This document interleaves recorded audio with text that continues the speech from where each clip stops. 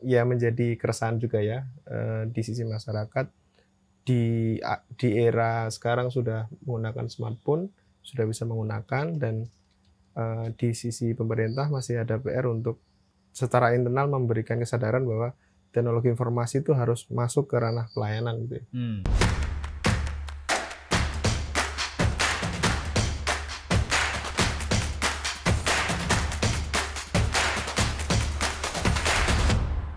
Halo dulur, malam ini kita bisa ngumpul kongko sama orang-orang hebat nih.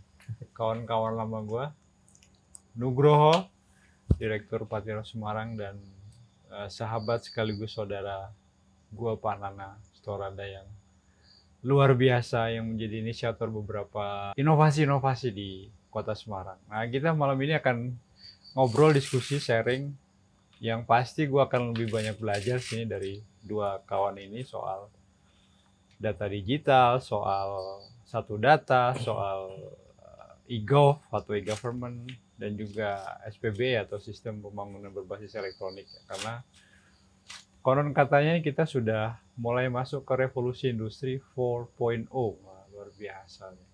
Gimana nih Pak Nana? Ya, terkait inisiator berlebihan ya Mas. Karena kebanyakan di kota ini justru di kota Semarang ya, inisiatornya itu biasanya kebijakan Pak Wali itu, Pak Endi itu, dan kami hanya pelaksana dan beberapa PD itu ya. Kalau enggak kita yang usul, beliau yang akan seperti ini gitu. Mengeksekusi, ya, memutuskan. Tapi lebih banyak sebenarnya inisiator beberapa hal itu dari beliau. Oke. Nah, ini Pak terkait dengan ini kan Pak Nana bagaimanapun juga adalah yang di dalam pemerintahan yang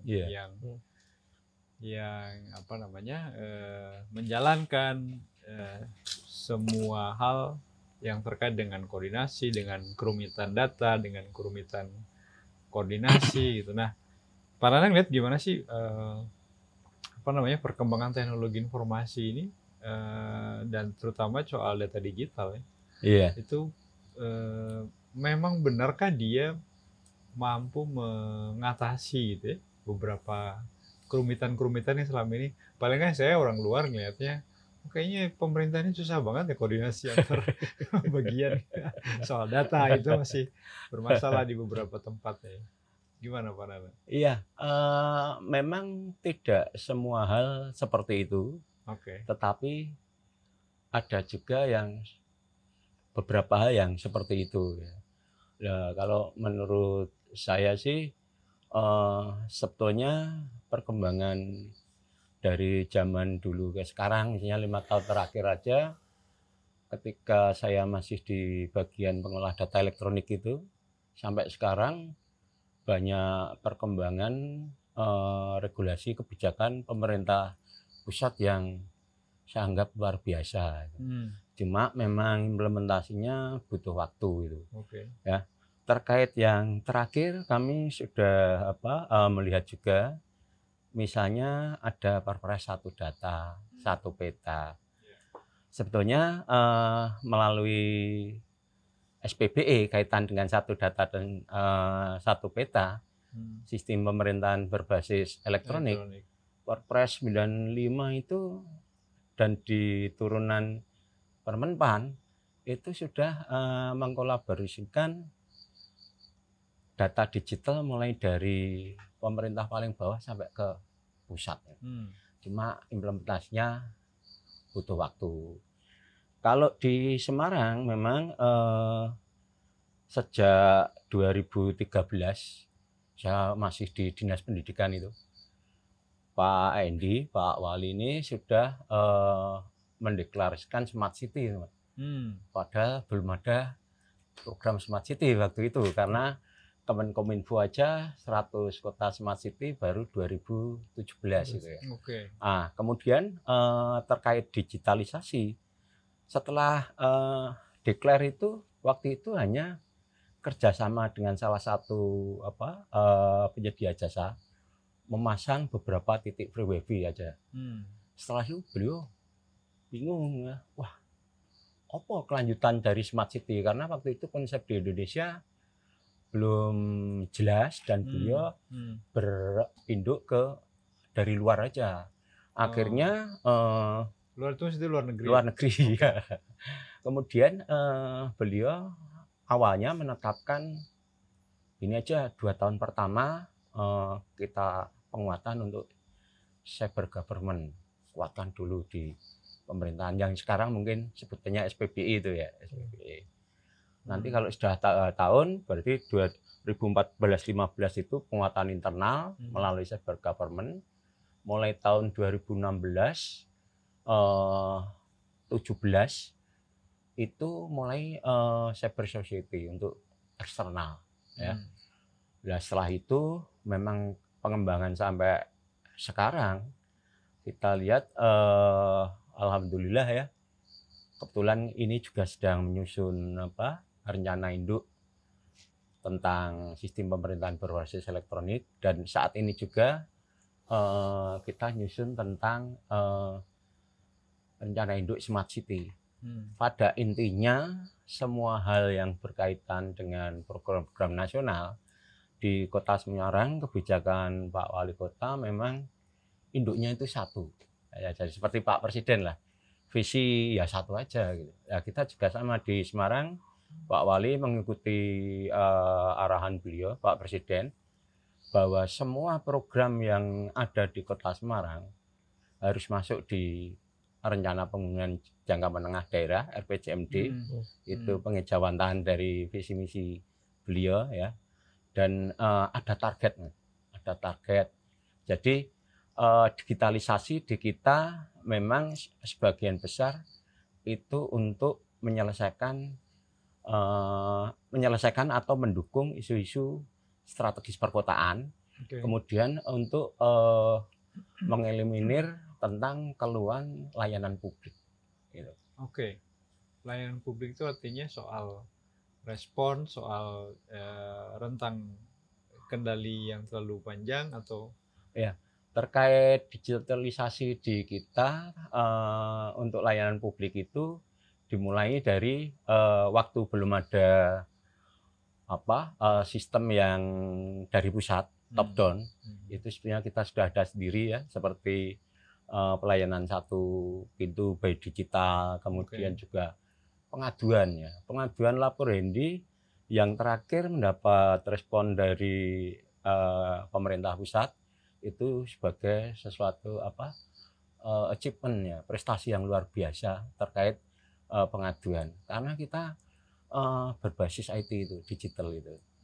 Memang ke depan nanti rencana induk ini ya nanti akan menunggu RPJMD yang ke depan.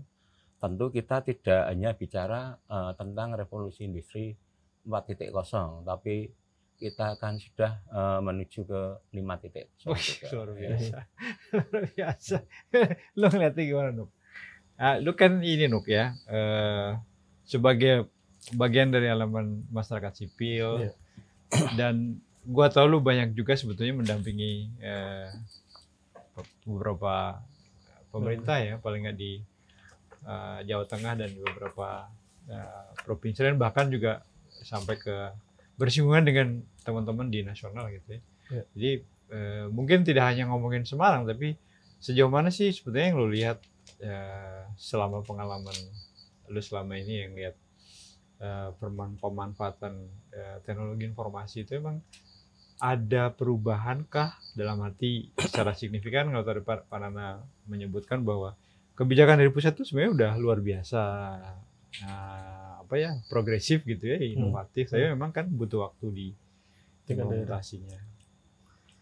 Kalau ya mungkin yang banyak informasi kebetulan ada pengalaman di juri provinsi ya, untuk reformasi birokrasi dan inovasi pelayanan publik kemarin. Saya melihat di provinsi itu, sorry gue potong, di provinsi itu artinya lu keliling ke kabupaten saya mapping kota se-Jawa Tengah. Oke, luar biasa. 2018-2019.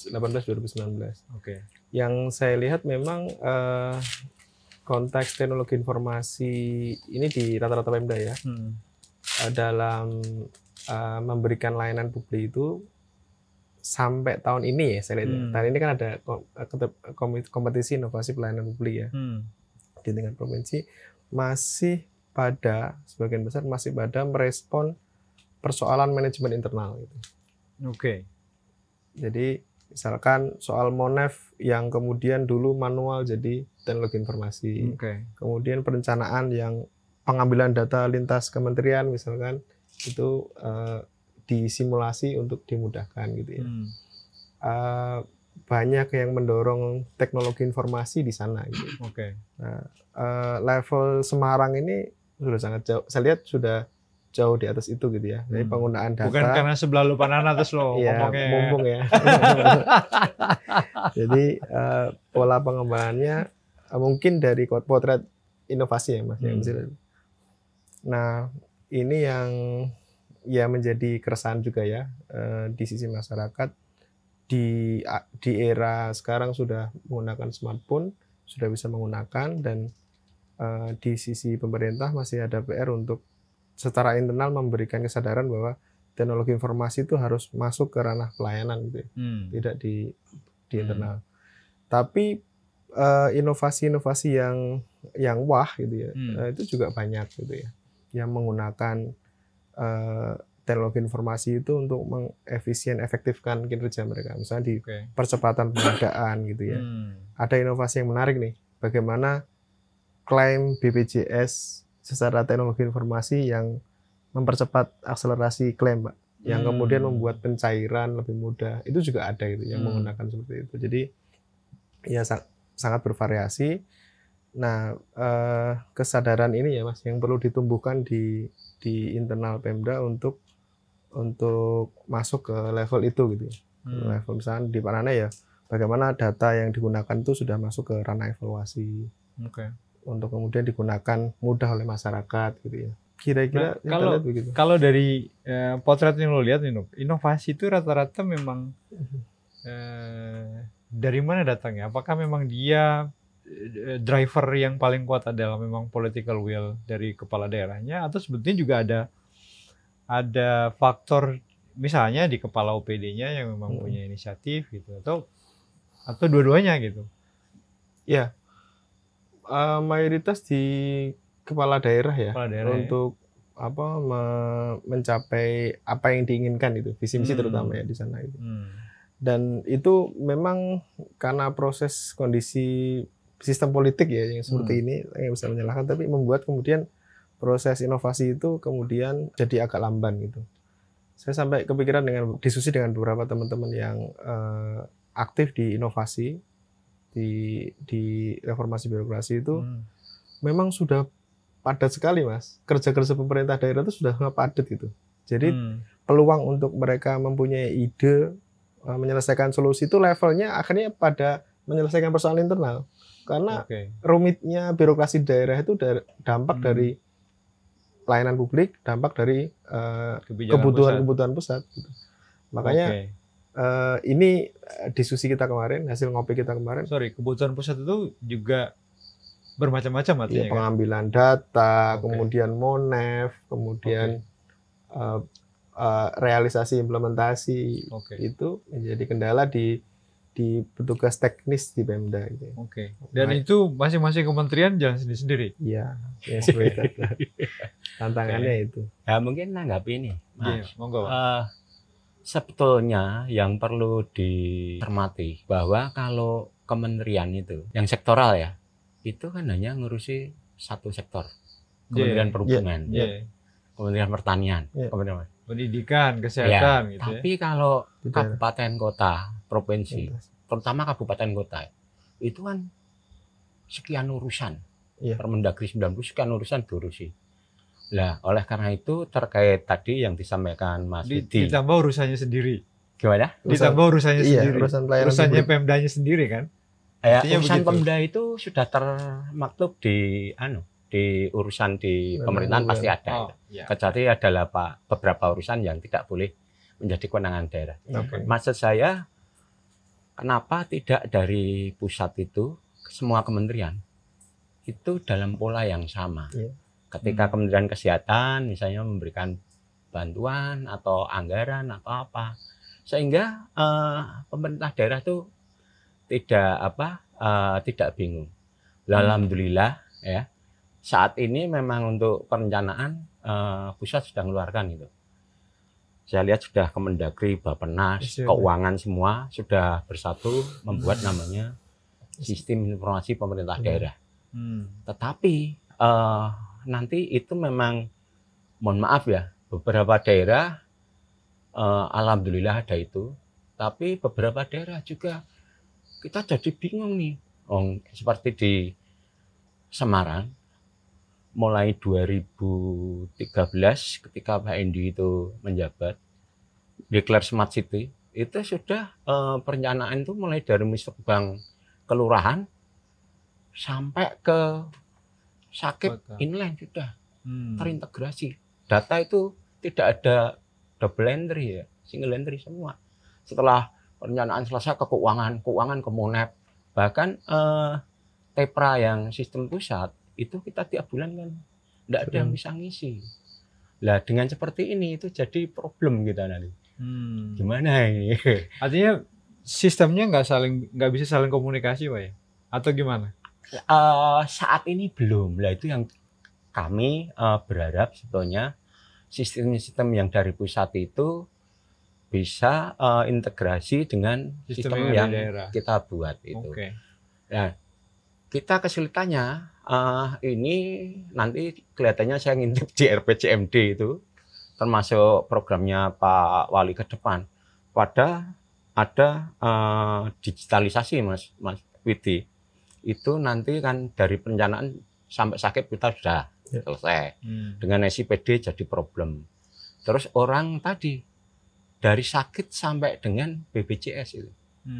Ya, karena kementerian ada JKN untuk orang yang ikut Jamkesnas ya. Setelah masuk Puskesmas, sana ada Piker, di kita ada Simpus, kemudian rumah sakit dokter keluarga, rumah sakit ABCD, itu juga berlainan. Nah ini kita mencoba berkomunikasi dengan pusat untuk menyatukan. Itu yang kedua. Yang ketiga, mulai orang lapor sampai close case. Saat ini kebetulan kita dengan Menpan koordinasi terus dan link dengan SPAN. SPAN itu juga malah kita tidak hanya itu, sampai kita ke call center 112. Jadi punyanya Menpan dan Kominfo kita lakukan ya.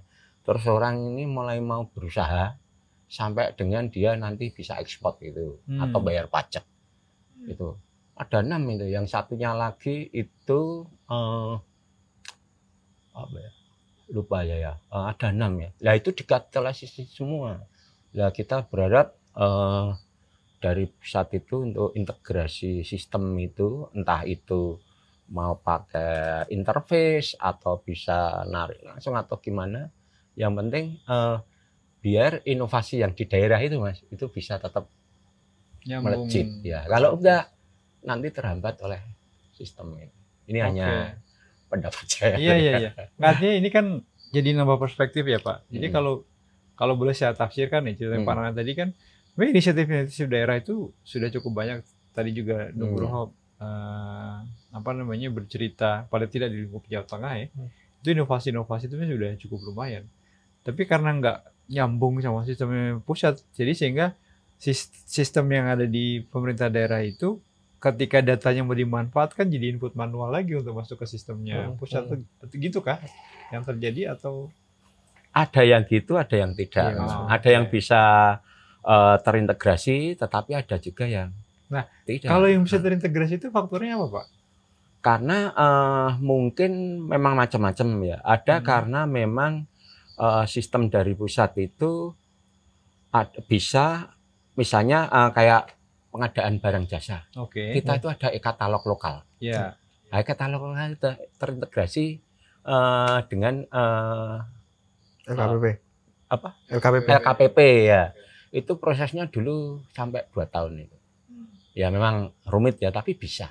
Artinya kan lebih baik agak lama di persiapan, tapi sebegitu udah jalan langsung. Ya, dan cenderung menurut saya top down lebih bagus. Mumpung belum semua saling membuat sendiri-sendiri, Hmm. sudah top down dan data itu simple sebenarnya. Kalau kelurahan dari yang terkecil ya, organisasi kelurahan ngisi dulu, ya, kelurahan pasti dari RT RW. Itu jadi kecamatan, kecamatan jadi kota, kota jadi provinsi, provinsi jadi nasional. Dan big data nasional itu bisa tersebar ke berbagai kementerian. Saya kira konsep di Kemenkominfo seperti itu. Tapi implementasi Kominfo apakah bisa meng-hire seluruh kementerian dengan pola yang sama, itu yang secara nasional Ya, harusnya direncanain untuk SPBE sebaiknya masuk itu untuk integrasi. nah kalau ngeliat ini nih Pak, saya sebagai orang awam ini kan nggak terlalu clear ya, tidak terlalu paham sebetulnya secara jelas itu posisi satu data perpres Ya. dengan kebijakan SPBE itu sebetulnya di mana sih ininya, letak apa irisannya itu? Iya. Kalau kita sudah ada pemerintah kota oleh Bapeda, Kominfo dan tim, kemudian kita ada tim juga SPBE, tim reformasi birokrasi. Awal mulanya tadi bermuara ke RPJMD. Oke. RPJMD kita itu untuk penyelesaian program-program isu strategis dan untuk inovasi pengembangan penyelesaian masalah persektoral itu masuk Smart City. Oke. Ya, masuk di RPJMD semua program kegiatannya. Kemudian yang kedua tentang SPDBE. Berarti semua yang berkaitan dengan dimensi tata kelola TIK itu juga ke RPJMD. Satu data beda. Kalau satu data ini semua data sektoral kita sudah punya konsep mulai di semua urusan itu sudah rigid sampai mengikuti Permendagri 2 Permendagri kita sandingkan sampai jadi indikator sampai jadi data persatuan itu nanti digunakan untuk semua. Nah, satu data tentang satu data itu akhirnya juga bisa jadi spasial satu peta. Sampai ke PPID kita sudah ada konsep itu, mana yang boleh, mana yang tidak, mana yang dikecualikan, mana yang terbuka untuk publik, mana yang dikecualikan. Kemudian di Smart City, di SPBE, di satu data, satu peta dan lain, mana toh yang meringkas layanan baik untuk internal publik masuk di roadmap reformasi birokrasi. Bisa di prosedurnya, bisa waktunya, bisa biaya, efektivitasnya itu masuk ke situ.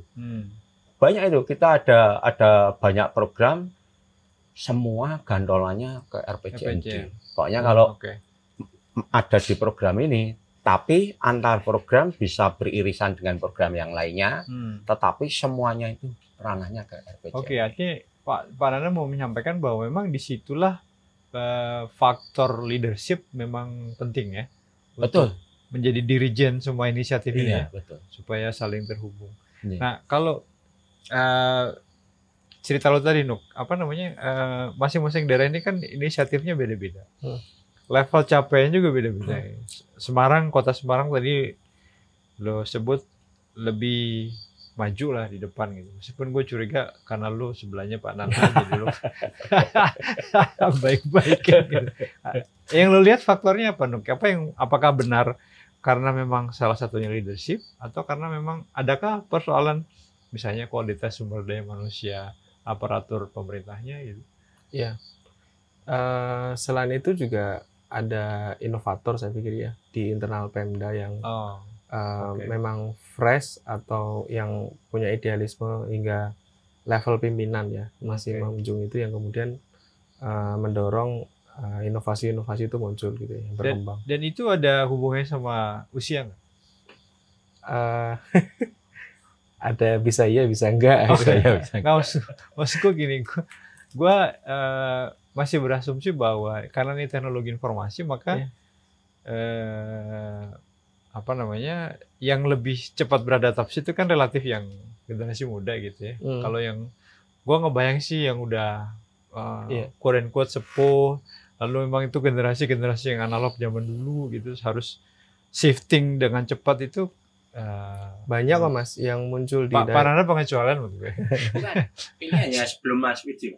Kalau di kita itu tidak, usia itu tidak bermasalah. Karena sekali lagi tadi di bawah leadership itu ada kebijakan.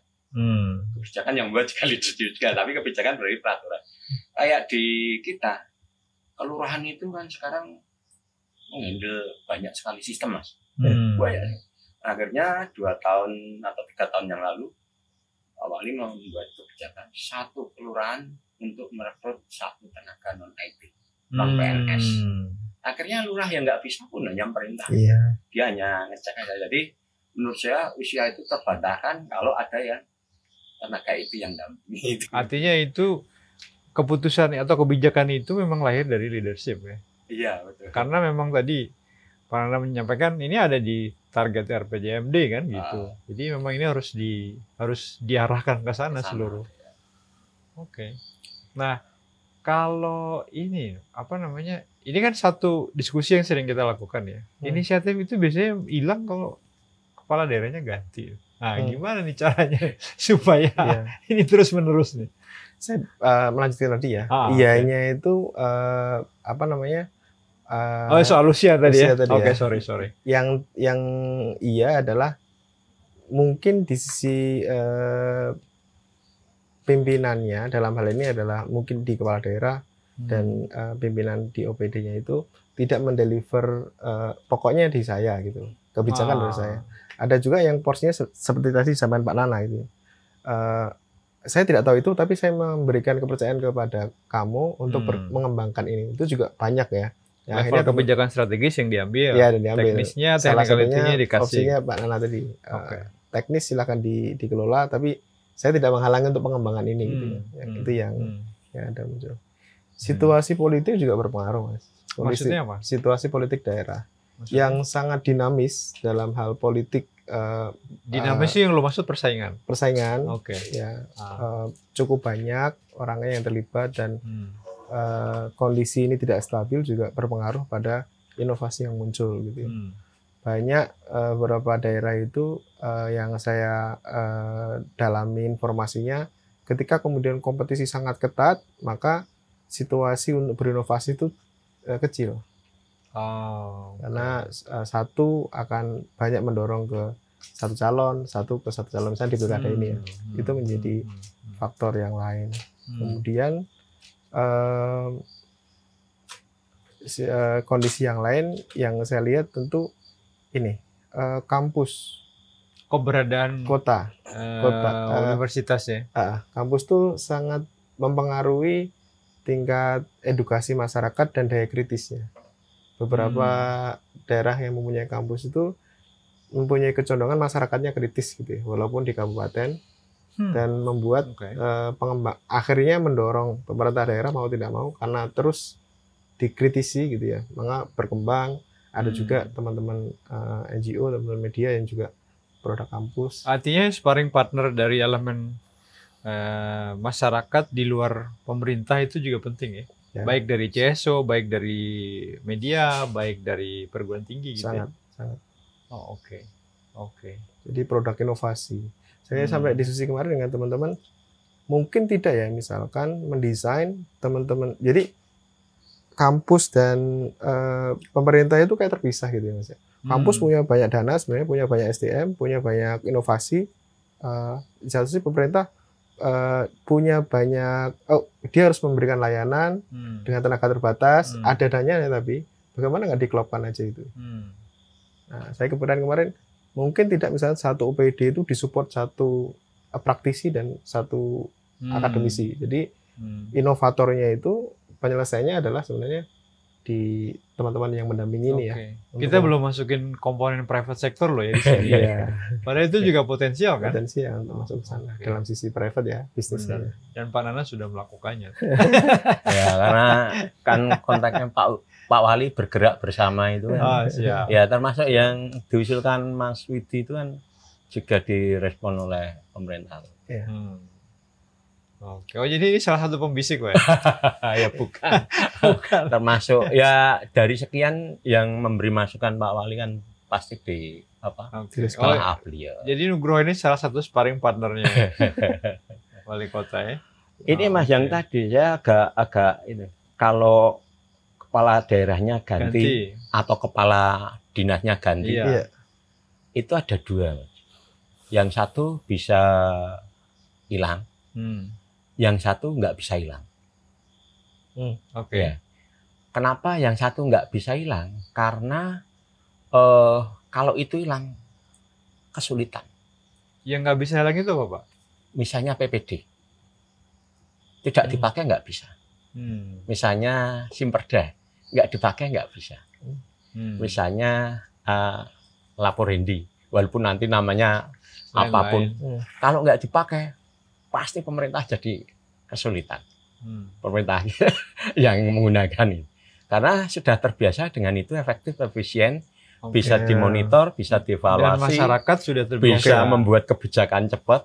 Bahkan saat ini kan kita juga masang 10.000 CCTV misalnya. Kita sebenarnya kayak IoT, AI itu sudah 2 tahun yang lalu kan sudah menggunakan juga itu. Itu nanti lebih di. Jadi sebenarnya pernah ada evaluasi nggak sih, Pak?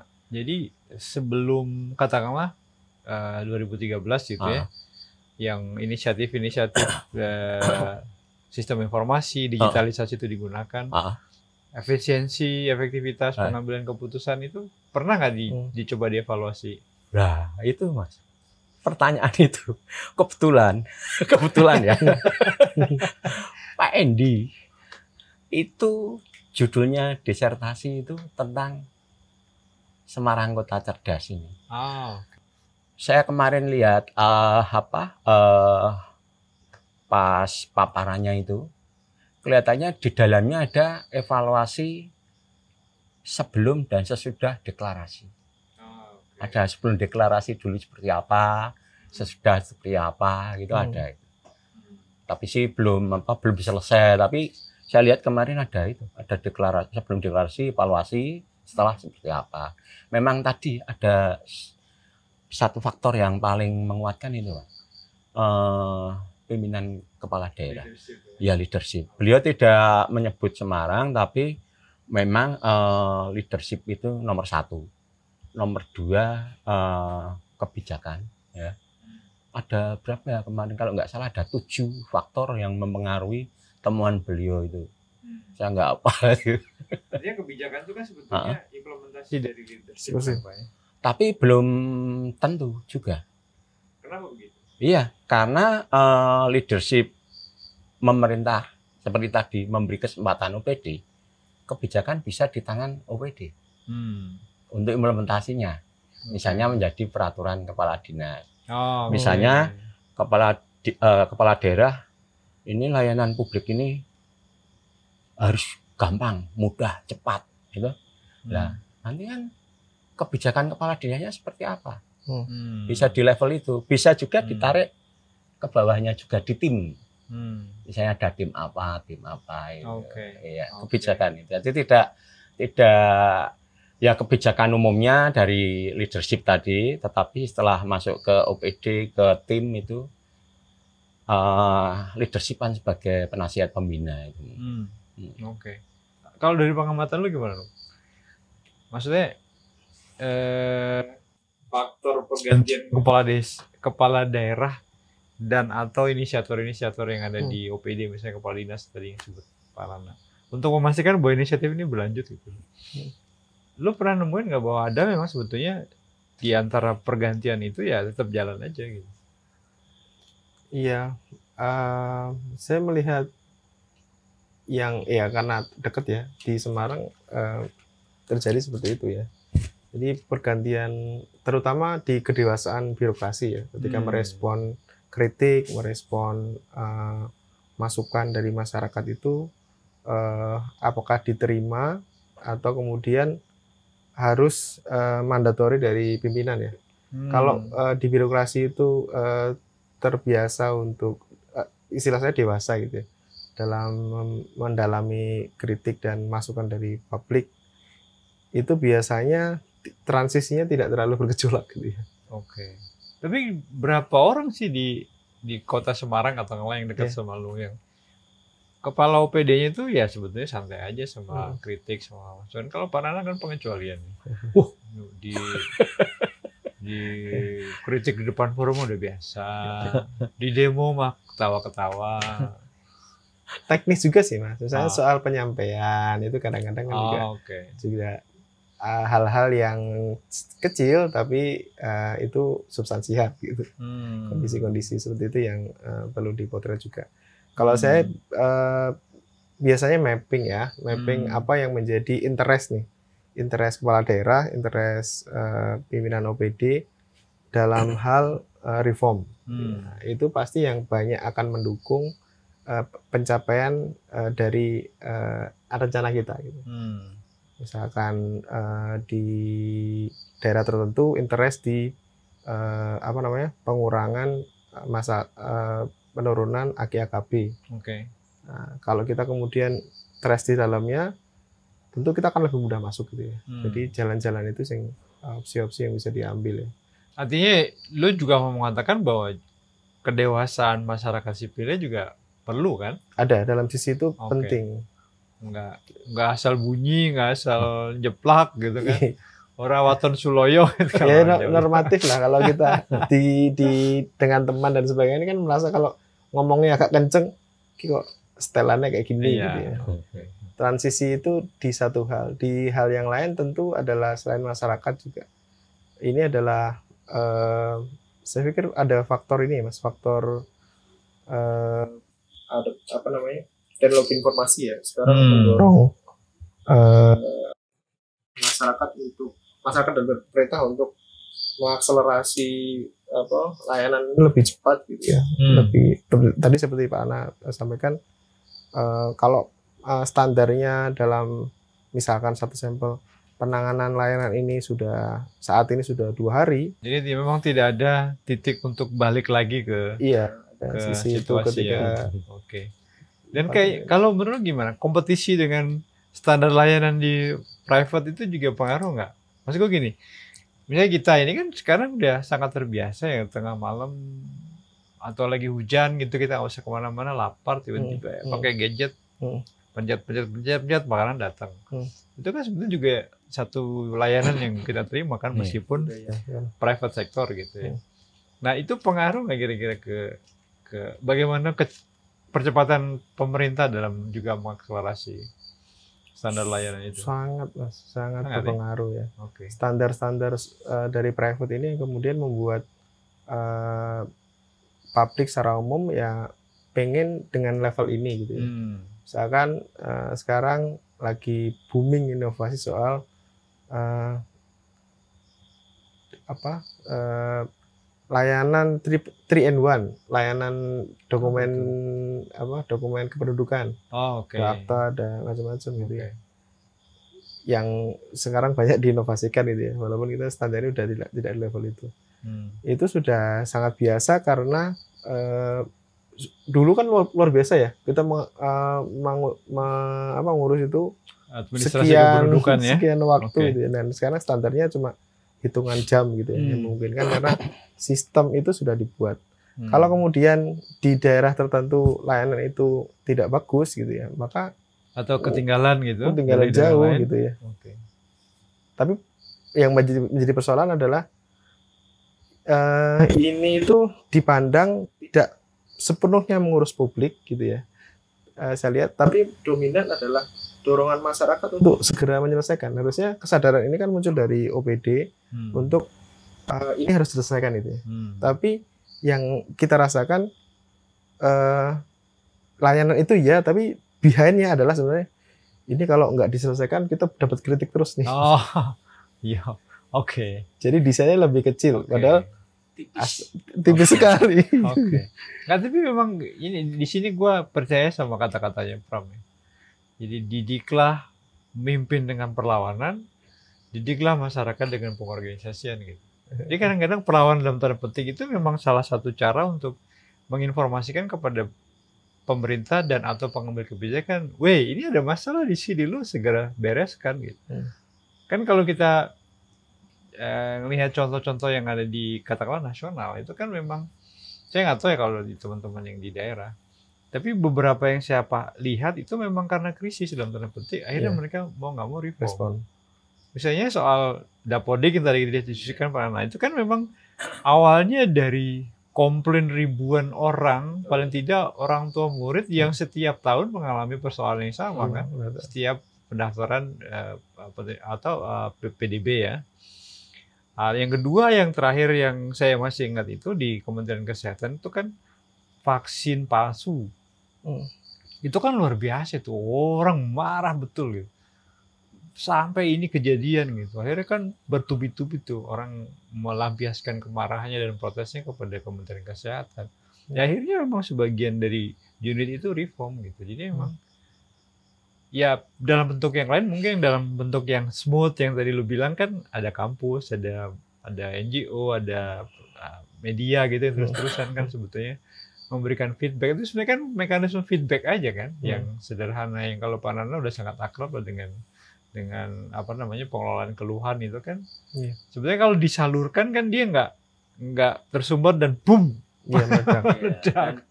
Yang dilaporkan terbanyak itu belum tentu jelek. Betul.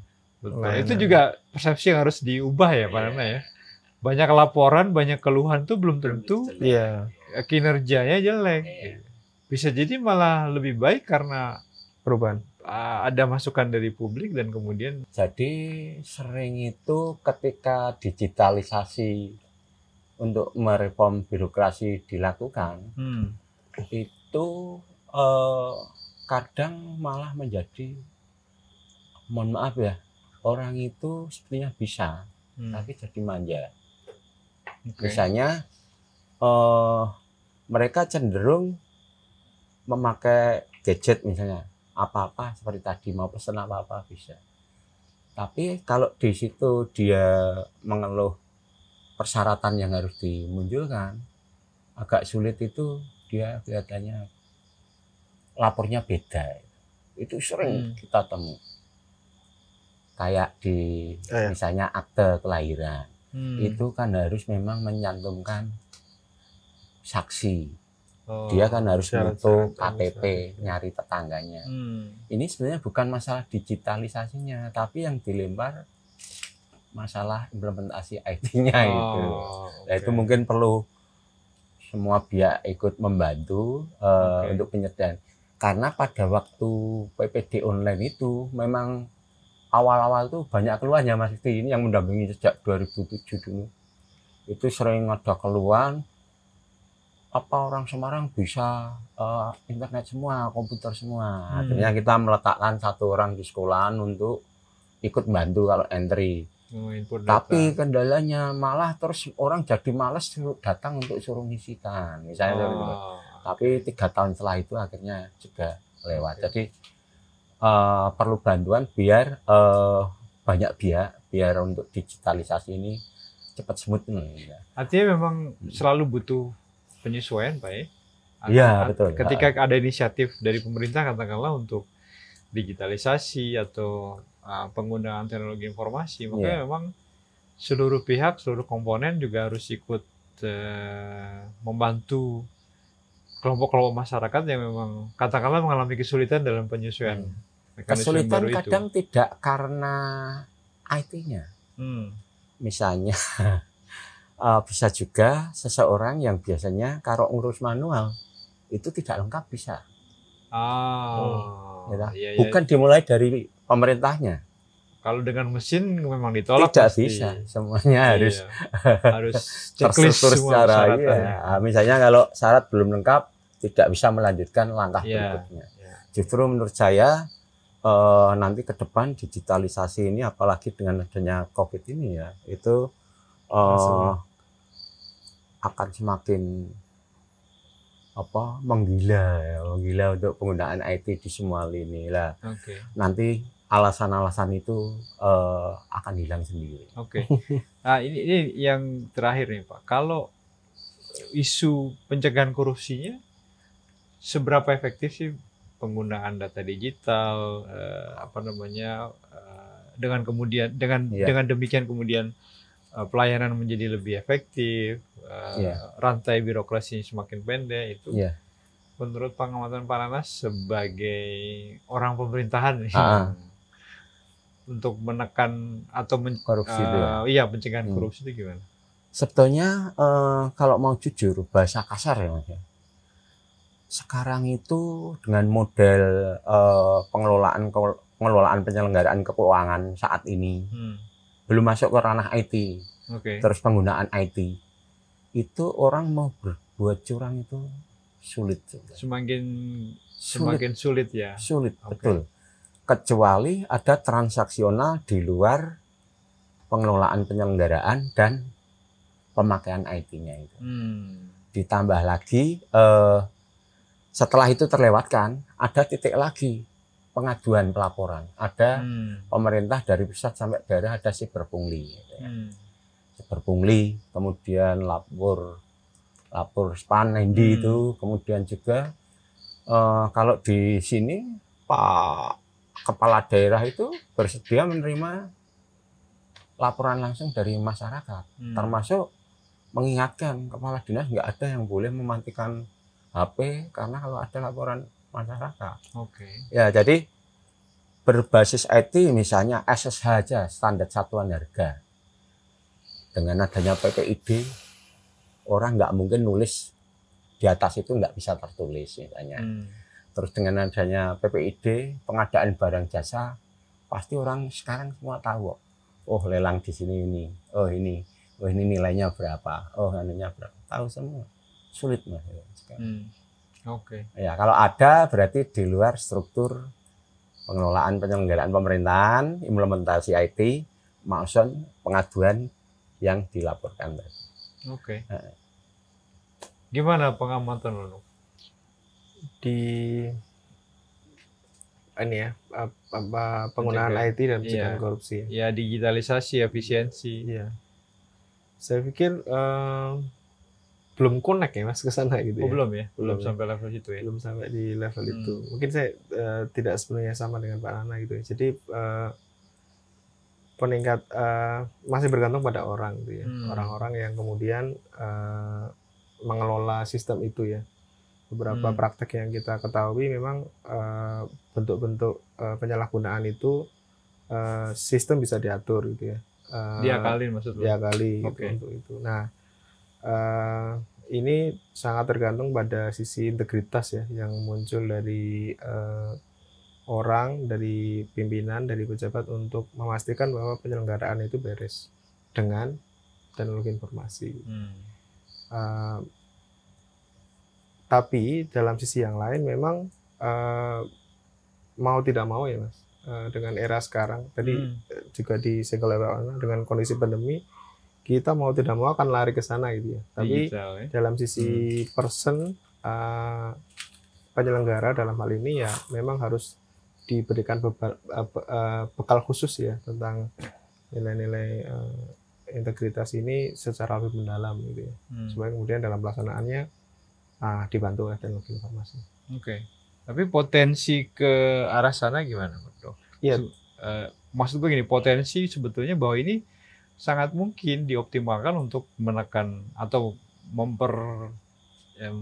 mengefektifkan pencegahan korupsi. Iya, kalau itu ya. Potensinya besar ya? Sangat besar. Jadi kalau kemudian sisi integritas dalam penyelenggara pelayanan sudah sangat oke, maka teknologi ini akan sangat membantu membuat jaring untuk melindungi ya atau mengurangi kebocoran, kemudian meningkatkan pelayanan ke masyarakat lebih mudah, lebih efisien, lebih cepat gitu ya, dengan lebih murah. Ya tentu dengan teknologi informasi gitu ya. Ya semoga kita berharap dengan kondisi pandemi ini mempercepat ya. Mempercepat itu ya. Membantu. Saya lihat dari seluruh inovasi ya, beberapa daerah yang sempat saya ikuti itu memang begitu potretnya. Jadi dengan COVID ini semua penyelenggara akhirnya melakukan mengurangi interaksi. Misalkan fingerprint untuk absensi itu udah sekarang Pak melalui HP itu loh Pak. Kita HP ya. Ya, itu kan baru dikembangkan di daerah yang lain. Inovasi-inovasi itu muncul. Oh, kalau tadinya kan di pintu masuk ya? Iya, Oh, nggak kayak ada. misalnya rumah di sini, kantor di sini, penyuluh balik ke sini. Jadi dia cuma absen doang balik. Tapi Atau sekarang di beberapa tempat ininya yang dia bawa karena kepala dinasnya entah di mana gitu disamperin. nggak ada. Kalau pakai HP, ya lokasinya harus hidup. Oh, Karena iya. terekod, ya. Geotagging ya. Nah itu Oh, oke. ketika di daerah, tidak di kota ya Pak. Itu kan ada kendala juga. Tapi Soal jaringan segala macam. berpikir gitu, harus ini gitu. Nggak ada solusi yang lain. Maka Oh, oke. teman-teman penyelenggara ini sudah saat ini sedang berpikir keras lah ya. Dengan dipaksa untuk Oke. melakukan penyelenggaraan maksimal. Oke, dan itu yang lo potret ya. Apa namanya? Kontestasi inovasi sebelum pandemi dan kontestasi sangat ketika berubah. Potretnya sangat pandemi. berubah. Oke. Sip. Oke, makasih Nuk, Parana. Luar Ya, biasa Mas. nih, Wah. kita sudah belajar banyak. Jauh-jauh. Oke, Lur, itu tadi diskusi gua sama teman-teman, mudah-mudahan menginspirasi. Tabe.